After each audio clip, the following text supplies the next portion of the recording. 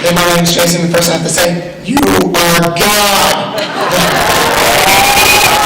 My question is, what did you think about Disney buying Marvel? And how do you feel about going into the manga anime section with Ultimo and Hero Man? Well, Ultimo and Hero, well, let's start at the beginning. I think Marvel being bought by Disney is a wonderful thing. You know, I have I Twitter or tweet or whatever you call it. What do you call it? A tweet site? I don't know.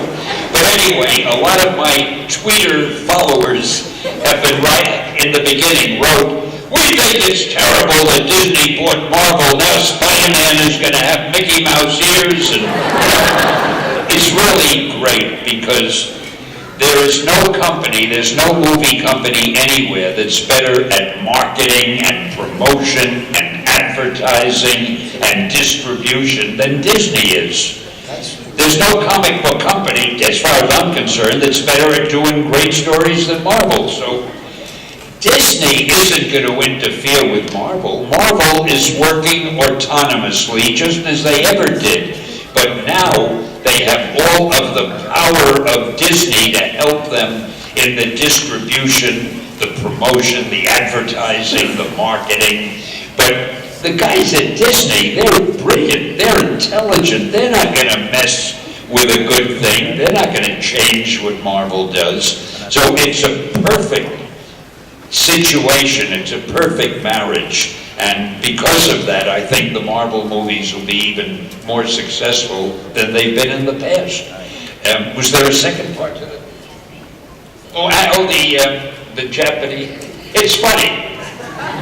There's a Japanese cartoonist who's one of the most famous cartoonists. Oh, great, I forgot his name. Anyway, you have to take my word for it.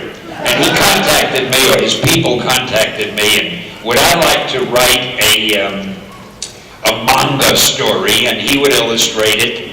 And I said, I'll come up with the idea, I'll give you the characters and the concept, but I won't have time to write it after that. They said, that's okay, he'll write it also. He's a writer as well as an artist. And he's very talented, the man is brilliant. I could kick myself, I don't remember his name. Anyway, so we agreed to do that, and I came up with something called Hero Man.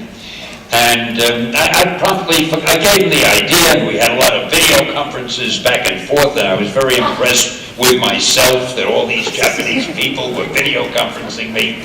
And then I forgot about it, and he did the book. All of a sudden, it became one of the best sellers in Japan. It's one of the biggest selling comic books.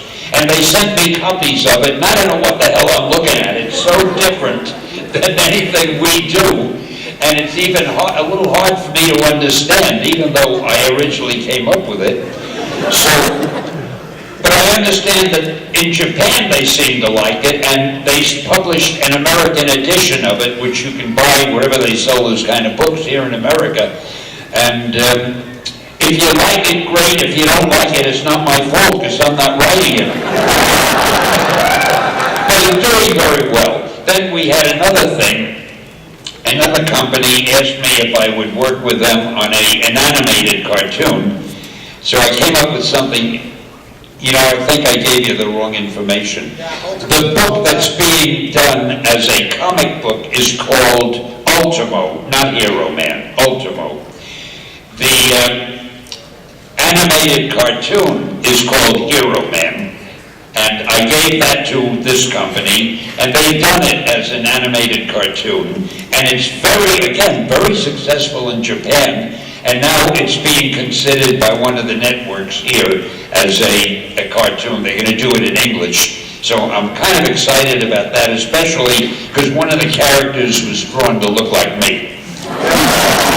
So I'll have a cameo. Well, I even have a cameo in Ultimo. Yeah, you are the guy who creates all the... There's a man who knows. I'm going to let you answer the question. You probably know more about it than I do.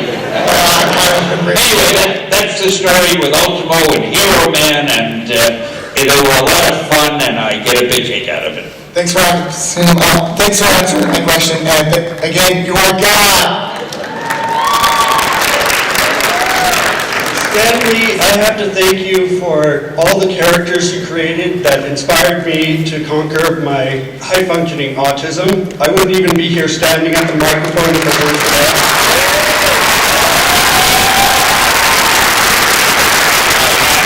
I genuinely appreciate that. Thank you very much.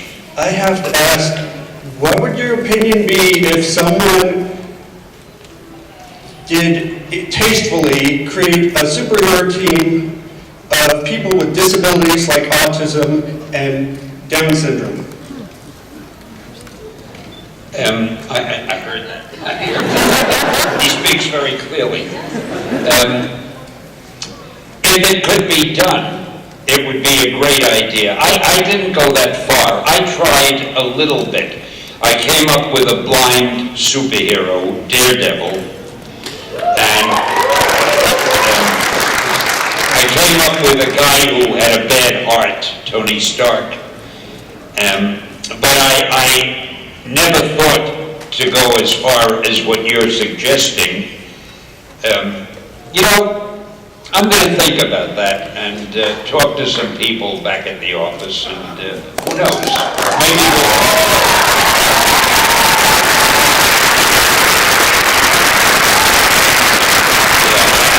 I think that's worth looking into, and thank you for the suggestion. All right. My name is Mohib, and first I'd like to say your work has influenced culture in ways no one else can say they have. The world would not be the way it is today, and I thank you for that. The world isn't that great today. Read the papers. Now you're blaming that on me. It would be worse off without you. Okay, thank you. My question is, and I might get condemned for this one, who is your favorite DC character if you had to choose, and what Marvel superhero could take him down?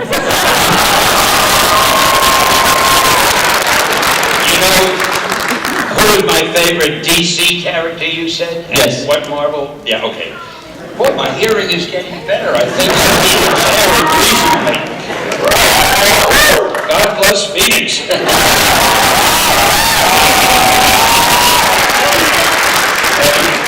Let me think about that for a second.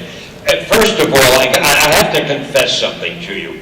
I am asked so often, and I had been even more when I was doing the comics, hey Stan, if Thor and the Hulk had a fight, who'd win? You know, if the Thing had a fight, so-and-so, who'd win? And I always give them the same answer. It depends on who's writing the story. You wrote it.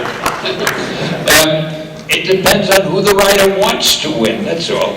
As far as my favorite Marvel, DC, you know who my favorite DC character was, and I can't even remember his name.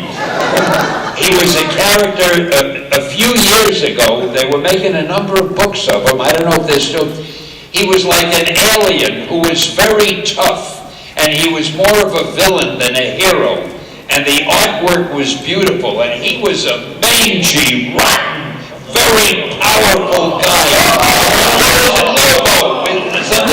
Lobo, you know who I mean? Well, I thought he was one of the most original characters that DC had. I loved him when I was looking at him. So, I know you didn't expect that. You thought I'd say Superman or Batman or the Green Lantern. I did write a series of books for DC some years ago about how I would have created those characters if I had done them, so I did my version. I never thought DC would ask me to do that, but they did. So I did my version of Superman and Batman, blah, blah, blah. And I think a lot of those would make great movies, but DC can't make movies of them because it would confuse the audience, because they're different than the DC characters now. So I outsmarted myself. We can't make them.